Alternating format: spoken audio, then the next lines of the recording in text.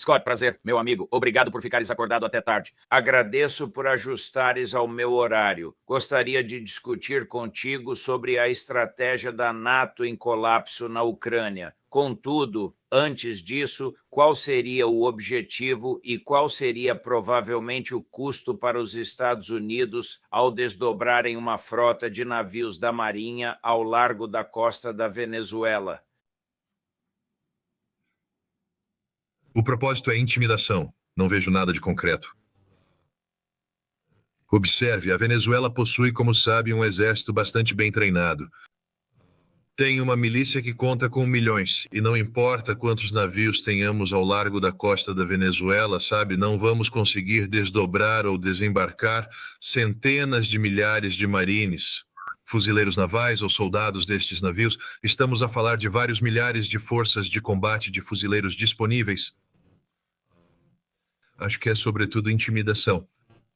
Existe uma capacidade de ataque significativa inerente a estes navios, portanto, poderíamos tentar lançar algum tipo de ataque de decapitação ou um esforço para suprimir o exército da Venezuela em apoio a um golpe que a CIA possa estar a planear.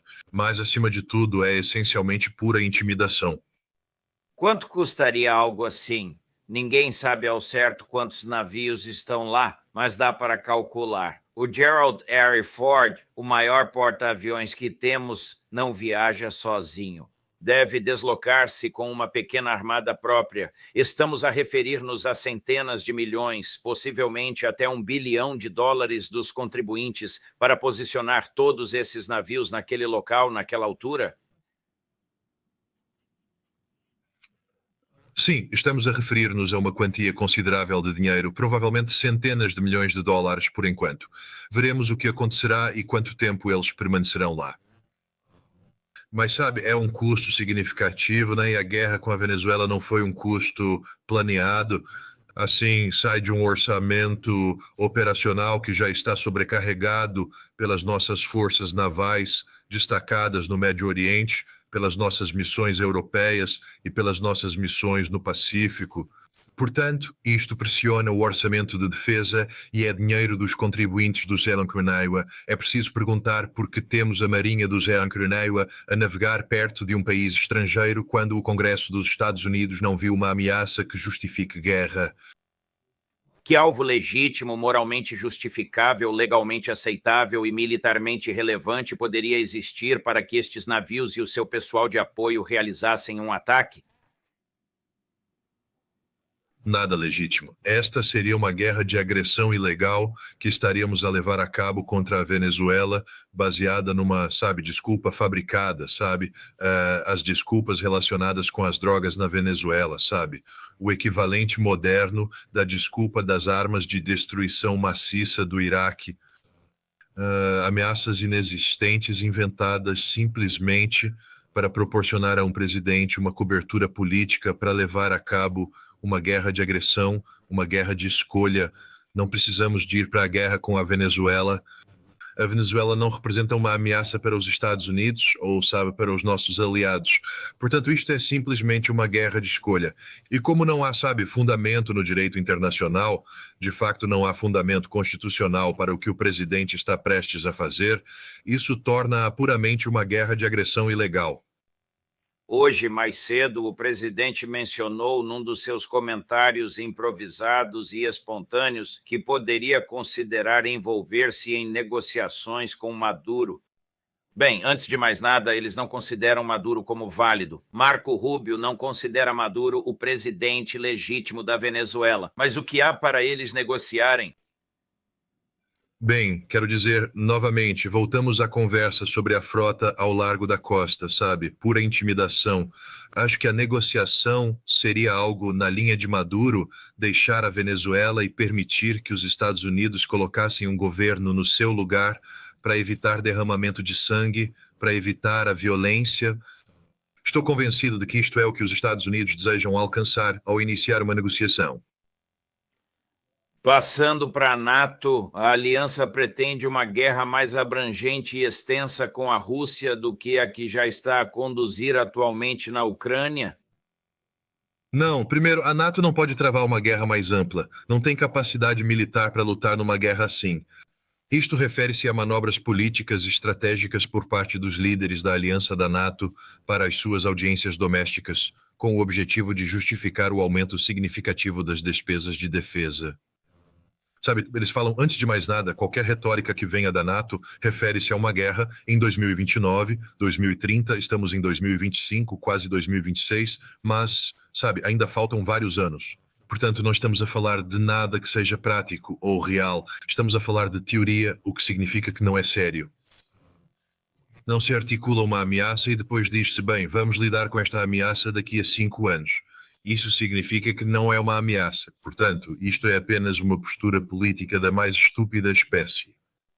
Atualmente não há tropas alemãs, britânicas, polacas, francesas ou de qualquer um desses países presentes no terreno na Ucrânia. Pode haver grupos avançados, pode haver, sabe, um punhado de soldados a entrar para fazer, sabe, preparações de força avançada, a explorar locais onde teoricamente poderiam desdobrar tropas, mas ninguém na NATO está a falar em enviar tropas neste momento. Todos os cenários indicam que enviaremos tropas para a Ucrânia uma vez que um cessar-fogo tenha sido alcançado, mas mesmo assim há uma grande ressalva, porque a Europa não enviará tropas para a Ucrânia sem o apoio dos Estados Unidos e os Estados Unidos não apoiarão isso. Portanto, isto é, sabe, essencialmente um destacamento politizado de um pequeno grupo de tropas que irão realizar o tipo de trabalho de preparação avançada, explorando potenciais locais, identificando linhas de comunicação e aspectos dessa natureza que permitiriam que o planeamento fosse realizado. No entanto, a Europa não enviará uma única tropa ou força de combate para a Ucrânia até que um cessar-fogo tenha sido estabelecido, e a Rússia já declarou que não haverá cessar-fogo. Quão instável é a posição do presidente Zelensky na presidência? Embora tenhamos consciência de que não é uma posição legítima, é uma posição de grande relevância. Agora que a corrupção foi descoberta, as figuras corruptas eram dois dos seus colaboradores mais próximos. Estão a apontar-lhe o dedo? Quero dizer, realisticamente, sim, há dedos a apontar para ele. Mas, novamente, enquanto as potências europeias o apoiarem, quiserem que ele seja, continue a ser o presidente da Ucrânia, estas acusações de corrupção não vão colar nele. É por isso que estão a reunir o ministro da Justiça, ou acho que é uma questão de energia no Ministério da Justiça. Sabe, Zelensky é considerado o presidente Teflon neste exato momento. O instante em que estas acusações se mantêm é o instante em que se percebe que a Europa disse basta, ele está fora. A Europa reconhece, pelo que consegue perceber, a posição significativamente degradada, seriamente comprometida do exército ucraniano? Não há dúvida de que verdadeiros profissionais de inteligência, e acredito que a Europa possui alguns, estão a relatar através dos seus canais sobre a realidade da situação no terreno. Mas compreenda que a Europa está a ser fortemente politizada no que diz respeito à Ucrânia. Os britânicos estão a realizar uma das maiores operações de guerra de informação neste momento, concebida para manter a Ucrânia na luta. E um aspecto-chave disso é minimizar os ganhos russos e maximizar o potencial da Ucrânia para continuar a defesa, justificando assim o contínuo investimento de dinheiro europeu na Ucrânia. Mas, sabe, está a começar a observar os meios de comunicação social europeus, sabe, a aceitar a realidade. Existe um senhor que escreve para o Die Welt, creio que é um jornalista alemão, que tem sido bastante pró-ucraniano e muito anti-russo, que finalmente redigiu um artigo e vai afirmar que terminou para a Ucrânia. Não tem chance. Sim.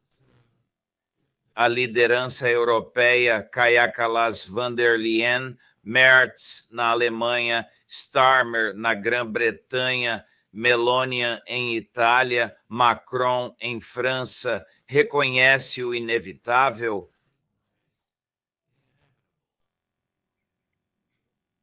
Temos de lembrar que os destinos deles estão ligados à Ucrânia, o que significa que se a Ucrânia cair, eles também caem. Portanto, não se trata de reconhecerem o inevitável. É uma questão de sobrevivência para eles. Assim, os políticos possuem uma maneira de se iludirem e enganarem as suas respectivas bases eleitorais para preservar a sua viabilidade política. Acredito que é o caso. Nenhum desses líderes acredita realmente que a Ucrânia está a ir bem, mas todos sabem que, se a Ucrânia colapsar, as suas fortunas políticas também colapsam. A CIA ainda está presente no terreno na Ucrânia e a utilizar satélites para auxiliar a Ucrânia na localização das tropas russas e na sua eliminação? Quero dizer, pessoalmente, eu não sei. Quero dizer, eu acreditaria que a CIA mantém uma capacidade residual, provavelmente não numa capacidade de linha da frente, e são apoiados, sabe, pelas forças conjuntas de operações especiais. Acho que o que ocorre na Ucrânia é parecido com o que as forças de operações especiais conjuntas faziam na Síria. Elas fornecem, sabe, unidades com capacidades de computador portátil que permitem uma interface com informações de satélite. Estamos a dar aos ucranianos a inteligência necessária para continuar operações. Mas isto permite-nos não ter pessoal diretamente na linha da frente, mas mais atrás, num papel de apoio. E acredito que tanto as operações especiais conjuntas como os operativos paramilitares da CIA, sabe, têm uma presença residual no terreno na Ucrânia. Donald Trump está a ser sincero quando diz querer paz na Ucrânia, ou está ele limitado pelos neocons ao seu redor e pelos sionistas que o apoiaram? Ele sabe. Sabe, começo a questionar se Donald Trump foi realmente sério sobre a paz, porque olhando para os termos que ele queria alcançar nas suas negociações, era como uma rendição russa. E nunca podemos esquecer isso. Donald Trump, no seu segundo mandato, o primeiro de 2017 a 2021, foi marcado por ser agressivo com a Rússia sobre a Ucrânia, fornecendo armamento ofensivo à Ucrânia e permitindo que a CIA criasse mais de 20 bases no terreno na Ucrânia para treinar as forças ucranianas a combater e matar russos. Esse era o único propósito do treino. E assim, sabe, quando Donald Trump aparece hoje e diz, sabe, que a guerra nunca teria acontecido se eu fosse presidente, duvido porque ele estava a pressionar para essa guerra. E mesmo que Joe Biden tenha iniciado este conflito em termos dos aspectos de tiroteio, sabe, Trump diz que quer paz, mas paz nos seus próprios termos, o que significa que não é paz. Nunca haverá uma verdadeira paz. É uma paz que enfraquece a Rússia e possibilita que os Estados Unidos e a Europa continuem a isolar a Rússia, colapsar a sua economia, degradar a relação político-social e derrubar Vladimir Putin, que é, no fundo, o objetivo dos Estados Unidos e da Europa nas suas políticas oficiais. Então, não, Donald Trump está a mentir quando diz que quer paz. A paz é um mantra que ele está a utilizar para avançar com políticas de alteração de regime, compreende, contra a Rússia. Considera que ele adere à concepção de Newland, Hillary Clinton, Barack Obama, Tony Blinken, Joe Biden, de que a Ucrânia pode ser utilizada como um ariete para remover Vladimir Putin do poder? Essa foi a política dele nos primeiros 4 anos? Sim, essa é a política herdada de Joe Biden. Lembre-se, Joe Biden não criou isto. Sabe, ele herdou uma grande parte do que está a ocorrer da administração de Trump, que esteve presente durante 4 anos antes de Biden. Portanto, eu simplesmente acho que a administração de Trump não está a ser completamente honesta. É algo de que os russos estão plenamente cientes, que os objetivos fundamentais, sabe, da política não sofreram alterações desde o tempo em que Joe Biden era o presidente. Para Trump, ainda estamos. Scott Bessent afirma de forma clara que desejamos colapsar a economia russa. Agora, se quer paz e amizade com a Rússia, quer realmente seguir o caminho de dizer que vai colapsar a economia russa, não estamos a procurar a derrota militar da Rússia. É isso que significa realmente um cessar-fogo. Significa que a Ucrânia enfrentou o exército russo até alcançar um impasse. É isso que estamos a procurar. Portanto, compreende, a conclusão é que sim, Trump está a seguir uma estratégia que tem como objetivo derrubar Vladimir Putin. Ele herdou esta política de Biden, mas não a alterou. E acredito que, sabe, ele esperava que pudesse, sabe, convencer Putin a um cessar-fogo que os Estados Unidos usariam para se colocarem numa posição estratégica superior em relação à Rússia. Putin não está a jogar esse jogo. Poder-se-ia argumentar que não apenas Biden herdou esta situação de Trump devido ao armamento excessivo da Ucrânia durante o seu primeiro mandato presidencial, mas também que o que está agora nas mãos de Trump foi desencadeado pelas decisões tomadas por Trump aproximadamente há 8 anos. Esse sempre foi o meu argumento. Ele insiste que é a guerra de Joe Biden. Eu digo que isso é uma mentira. Isto é obra de Donald Trump. Esta é a guerra que Donald Trump quis quando foi presidente no primeiro mandato. Esta é a guerra pela qual ele advogou. Esta é, como sabe, a postura que ele decidiu assumir. Estas são as políticas que ele consistentemente apoiou. Portanto, esta é a guerra de Donald Trump. Ele não é homem para assumir a responsabilidade. Aqui está ele ontem a proferir um discurso sobre as novas sanções. Foi um pouco ridículo. Scott, novas sanções à Rússia. Chris, corte 3. Sim, eles estão a proceder dessa forma e está tudo bem para mim. Estão a aprovar ou a propor legislação. Os republicanos estão a propor uma legislação que é bastante rigorosa. É a imposição de sanções, etc. a qualquer país que negocie com a Rússia. Podem adicionar o Irão a isso, como sabem, eu sugeri. Portanto, qualquer país que faça negócios com a Rússia será severamente sancionado.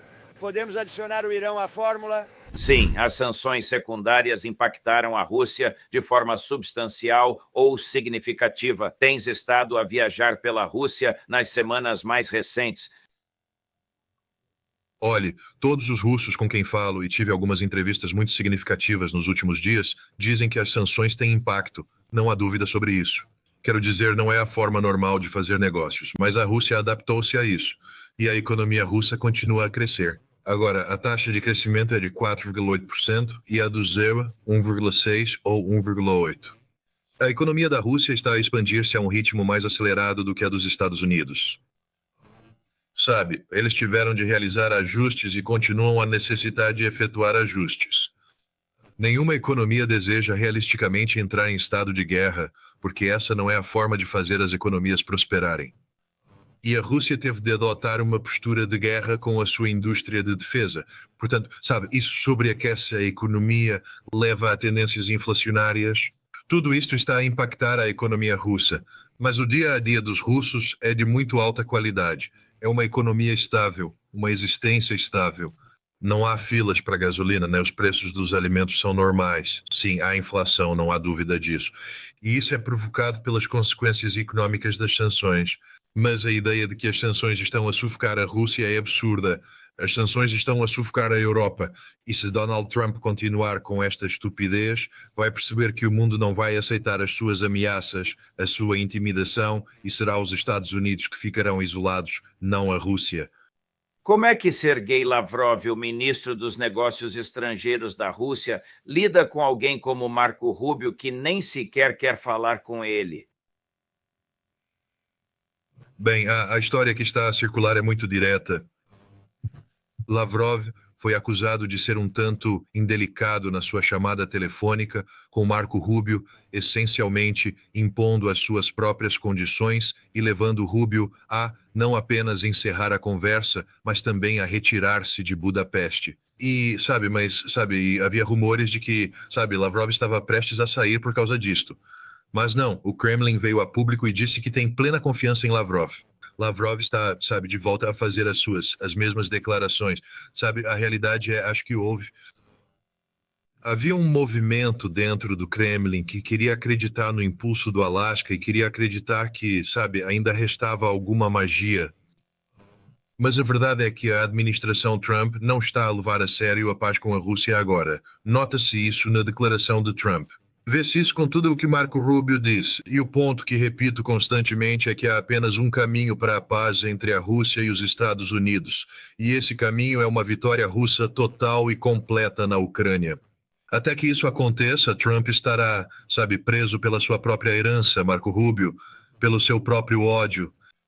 A Rússia precisa acabar com o potencial da Ucrânia, ser uma ferramenta que poderia ser usada para minar a Rússia de uma vez por todas, com uma vitória militar decisiva. E essa é a abordagem geral que a Rússia está a seguir. Quero dizer, não posso falar em nome de Vladimir Putin ou tentar fazê-lo, mas todos os russos com quem falei concordam que não só isso é necessário, mas também é a direção que a Rússia está a seguir. Em setembro, o presidente Vladimir Putin propôs-se a estender os termos do tratado New START para além da sua conclusão legal prevista para fevereiro de 2026. O tratado New START, evidentemente, você conhece isso melhor do que qualquer outra pessoa no planeta, estabelece um limite a determinados tipos de armamentos estratégicos. Por qual motivo os Estados Unidos não responderam nem mesmo a essa proposta extremamente generosa e moralmente legítima do presidente Vladimir Putin?